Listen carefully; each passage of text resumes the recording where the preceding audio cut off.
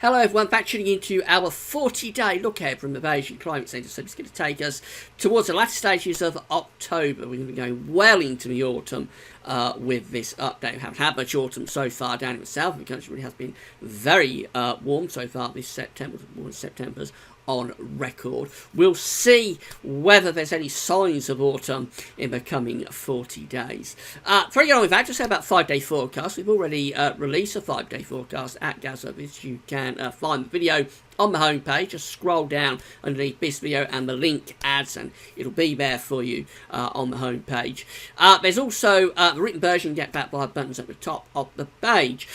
Essentially, it's going to be starting off really hot, and then it's going to turn cooler by the weekend, being a much cooler, fresher air mass by Friday and into the weekend. The transition to that cooler weather could produce some thunder, and we'll be updating the storm watch this evening to see what the thundery potential could be from the transition from heat to cooler weather tonight on storm watch.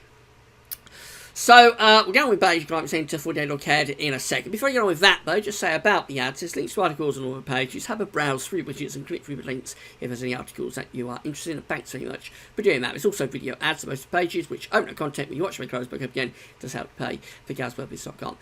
Just to say, as well, you can find a link to the Beijing Climate Centre website on the links page. So we'll start with 500 millibar height anomalies. These are broken down into 10-day periods, and then we'll have a look at the corresponding temperature and precipitation anomalies that go with these. So the first 10 days is the 10 days that we are just about to start. This could take us from the 16th through to the 25th of September. Blue extrapolates to low pressure, and yellow-orange extrapolates to high pressure. So for the coming 10 days, we've got a trough of low pressure out to the northwest, a ridge down to the southwest, and bring the jet stream through like that. So this is a transitional 10-day period. I think it's starting off. We know it's starting off with the ridge producing lots of dry, hot weather. Very gradually, this is going to be broken down by more unsettled conditions. So as we get into next week, we are potentially looking at more unsettled weather moving in. Albeit the ridge is still fairly close to the south. So the southern parts of the country likely to be hanging on to dryish conditions, will be some rain at times, but dryish conditions down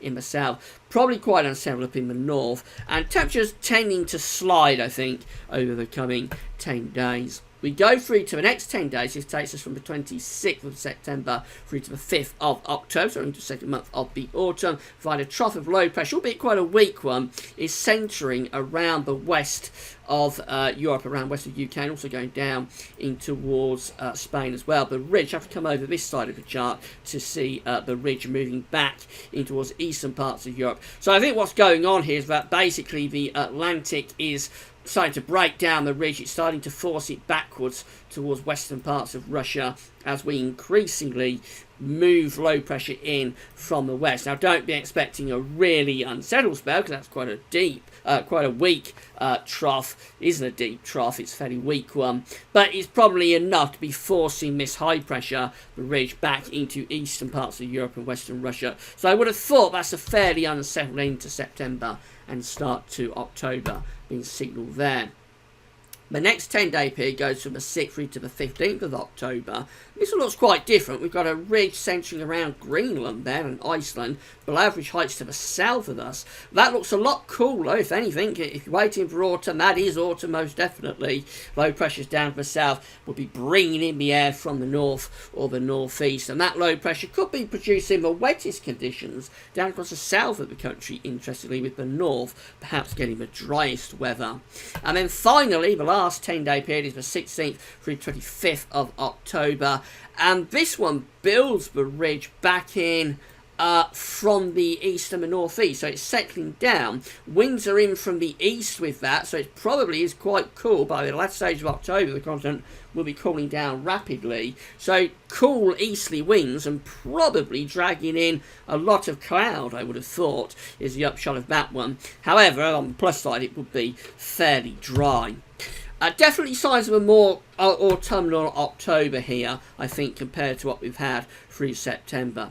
So temperature anomalies for the next 10 days. We're going to deal with temperatures next, corresponding with these precipitation anomalies. Temperatures next, and the first 10 days from the 16th to 25th of September, coming out generally warmer than average, above average temperatures there. However, the temperatures are cooling off. Notice how warm it is across many parts of Europe. Really very hot week coming up again, or very, very hot 10 days coming up again for many eastern and central parts of Europe. For us, the anomaly isn't anywhere near as great. I think this is telling us that we're transitioning from where we are right now, which is hot, into something cooler as we get through into next week.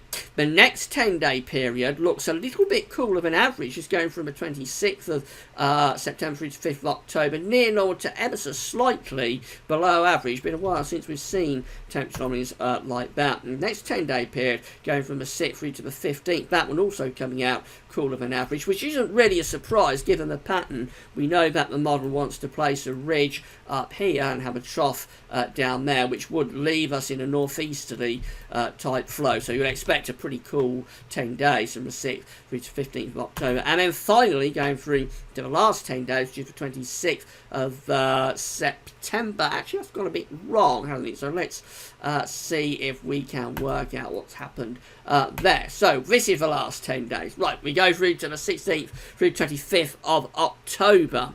And what we see with that one is that the temperatures again are a bit cooler than average. So it looks as though we get into October and we definitively start to move into autumn. If you're waiting for autumn, October is the one that brings us those autumnal temperatures. Precipitation anomalies for the next 10 days is going from the 16th to 25th September. Again, it's a bit wetter than average in the north and west, a little bit drier than average in the south and the east of the country. The next 10 days is near normal with the precipitation, still hinting perhaps at a little bit wetter than average in the north, a little bit drier than average in the south, but overall not a great deviation with that 10-day period. The next 10 days from the 6th through to the 15th of October, that one looks fairly dry and it's wetter down to the south, interestingly, so southern parts of the country, more at risk of rain in that 10 days compared to the north. Remember, we've got the ridging up to the northwest of us, and the winds are in from the north or northeast there. And then we go through to the last 10 days, which is high pressure building over Scandinavia, and easterlies dominating from the 16th to 25th of October, and that one looks quite dry, significantly drier than average, but with the winds in from the east in the second half of October, temperatures are going to be pretty cool. So it looks like we're definitively moving into autumn with this update from Beijing Climate Centre through October. Still got a bit longer to go with the warm temperatures in September. They'll gradually be cooling off by the look of it over the next week to 10 days. And getting to October, looks a lot cooler. And still hints of quite a bit of dry weather, just changing the air mass completely and bring influences more from the north and the east, which is a significantly cooler direction, of course, particularly in October when the continent is cooling down very quickly.